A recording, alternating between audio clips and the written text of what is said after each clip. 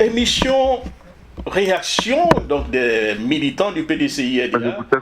Alors nous sommes en Côte d'Ivoire, je ne sais pas si c'est à Abidjan. Nous allons aller du côté donc de ce militant. Comment allez-vous du PDCI? Oui, je suis militant actif du PDCI, membre du bureau politique. Et je suis présentement à Gagnoa. À Gagnoa, d'accord. Alors donc merci beaucoup. Alors comment se porte aujourd'hui votre parti? Il y a quand même beaucoup de bruit, hein? Ok, vous avez répondu à une partie de la question. Quand vous dites qu'il y a beaucoup de bruit, effectivement, c'est que du bruit.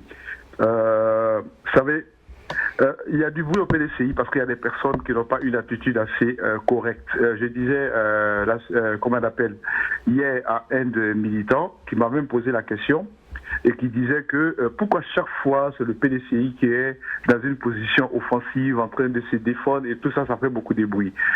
J'ai dit effectivement, on constate cela parce qu'au sein du PDCI, il y a des gens qui ont un engagement pas honnête, pas loyal, donc qui sont des fissures et qui occasionnent des incursions des personnes qui craignent le PDCI. Un parti qui est soudé où il y a des gens qui sont loyaux, il ne peut pas exister ce genre de comportement. On a un avantage. Et si le PDCI est si attaqué, c'est parce qu'on a un avantage. On a un président à la tête du parti qui constitue l'espoir du peuple ivoirien aujourd'hui et qui a les compétences pour pouvoir remettre le pays sur les rails et de pouvoir permettre au PDCI d'arriver au pouvoir. Et donc c'est tout ça qui crée le mécontentement des gens en face. Et comme en interne, on a des personnes qui servent de porte d'entrée, donc ça crée tout ce vacarme-là. Sinon, en réalité, le PDCI se porte bien. Le président est à la tâche. Tout le monde crie partout, il faut qu'il soit présent. Je ne pense pas que ce soit sa présence qui puisse faire marcher, mais c'est plus les idées.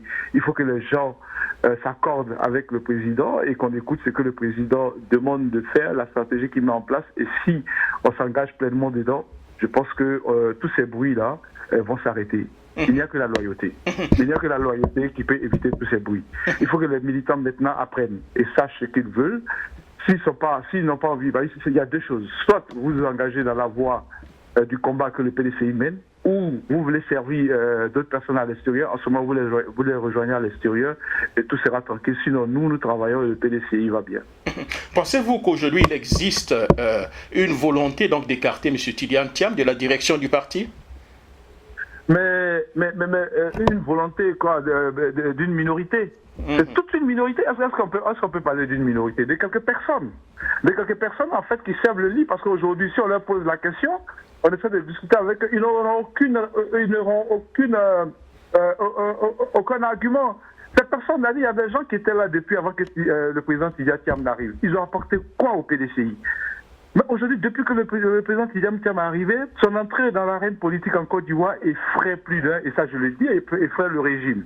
Personne ne veut le voir dans comment on appelle, la vie politique de la Côte d'Ivoire parce que c'est un potentiel vainqueur de toutes les échéances qui pourront se décliner devant les années comment on appelle, les années et les jours à venir. Donc aujourd'hui, les gens qui veulent se maintenir au pouvoir, Tidjane Thiam devient un élément dangereux, donc pour eux, donc il faut l'écarter. Qu'est-ce qu'ils vont faire? Ils vont utiliser des individus stupides, non loyaux au sein du parti. On va les utiliser pour pouvoir semer les désordres au sein du parti et dire que oui, le président Tidjane Thiam est décrié. On ne peut pas décrire quelqu'un qui a été élu à plus de 90%, à plus de 95%, c'est pas possible. Je pense que c'est des manœuvres. Le président Tidjane Thiam est beaucoup aimé. Aujourd'hui, les gens ont échoué. Les gens échouent. Maintenant, ce qu'on va faire, on va instrumentaliser la justice pour que la justice fasse le travail que les gens n'ont pas pu. Ils ont essayé à plusieurs reprises, ils n'arrivent pas. Donc maintenant, il faut instrumentaliser la justice pour pouvoir le faire. C'est juste une minorité, c'est quelques personnes qui servent de lit à des gens qui veulent déstabiliser juste le président. Mais je pense que ce projet voit l'échec. Donc, si je comprends bien, avec les différentes procédures judiciaires aujourd'hui visant donc votre parti, vous paraissent telles purement juridiques ou également politiques, selon vous? Non, c'est des décisions politiques. Parce que rien ne justifie tout ce qui s'est fait. Actuellement, on est dans, j'ai dit, et j'ai l'habitude de le dire, on est dans une politique déformée, défigurée, et qui est sanguinaire, qui est malpropre, qui est malsaine. Donc, on utilise à souhait tous les instruments, on ne leur donne pas leur image réelle, leur fonction réelle. on instrumentalise juste ces trucs-là pour pouvoir assouvir ses fins, c'est tout. Donc toutes les décisions aujourd'hui qui sont prises au niveau de la justice sont des décisions iniques, fausses. Surtout, et ça je le dis, pas parce que je suis PDCI, mais moi, à un moment, je prends beaucoup de recul et je donne une appréciation très objective. Et j'ai dit que quand il s'agit d'un individu, voilà ce qui se passe. Surtout quand il s'agit du président Thiam, qui effraie tout le monde, bon, on instrumentalise la justice pour pouvoir faire barrière. On peut en dire beaucoup, voilà. C'est des décisions instrumentalisées, donc c'est des décisions politiques.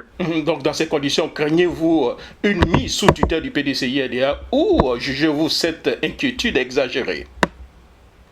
Bon, je peux dire que je crains, mais il faut être honnête. Je crains parce qu'aujourd'hui, quand on n'a pas une justice qui est objective, elle peut tout dire. Mettre le PDCI sur tutelle, ce serait une aberration, une bêtise, une erreur grave. Mais pour l'instant, je pense qu'on n'en est pas là. On attend et on avisera. L'avant-dernière question, comment préservez-vous, si vous voulez, l'unité du PDCI-RDA malgré les divergences actuellement internes?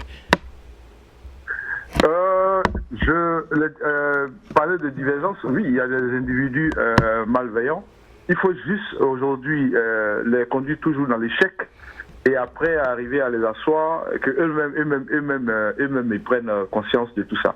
Moi, j'ai juste un message. Vous savez, le parti de la Côte d'Ivoire a beaucoup souffert. Aujourd'hui, je pense que la Côte d'Ivoire est en train d'emprunter la voie avec l'aide du PDCI et surtout à sa tête le président Tidjane Thiam pour renouer avec une vie, une Côte d'Ivoire réconciliée et tout ça. Et je suis très croyant et moi je pense que tout ce qui arrive, il y a une épuration qui doit se faire au parti parce que Dieu n'a pas besoin de personnes cupides pour pouvoir relever la Côte d'Ivoire. Il a besoin de personnes honnêtes, correctes, engagées et quel que soit le nombre pour pouvoir remettre la Côte d'Ivoire sur les rails. Il faut que les gens comprennent ça. Personne n'a créé cette terre, c'est Dieu qui l'a créée. Et je pense qu'il a suffisamment écouté le cri de cœur des Ivoiriens, mais ceux qui se montrent cupides et qui ne sont pas à la hauteur pour pouvoir remettre le pays sur les rails, progressivement, parce que le PDCI est un parti fondateur de cette Côte d'Ivoire. Et donc c'est avec la Côte d'Ivoire que Dieu va, avec le PDCI que la Côte d'Ivoire va relever la Côte d'Ivoire, mais avec ceux qui seront honnêtes. Je pense qu'on a des exemples dans la Bible pour nous les croyants. On n'a pas besoin d'un grand nombre de personnes honnêtes, mais si on en trouve quelques-uns d'honnêtes qui sont à côté du président Thiam, j'ai dit, et moi je garde la foi, le PDC reviendra au pouvoir, et à partir de là, on va racheter tous nos frères qui s'étaient égarés à un moment. Voilà. Merci beaucoup. Avant de vous laisser partir, un mot pour le président si vous écoutez en ce moment. Je lui dis toujours, il peut compter sur notre engagement, il peut compter sur nous. Et qui ne se découragent pas, c'est surtout la même temps, qui sont dans la discrétion, qui prient, qui le portent, qui le soutiennent, et que cette mission qui lui a été destinée, qu'il continue à considérer comme une mission divine, et qu'il continue le combat, et qu'il sortira vainqueur. Qu'il soit sûr de ça, il a dit au début, et nous sommes à côté, nous le portons en prière, nous menons des actions pour pouvoir l'aider à continuer cette mission.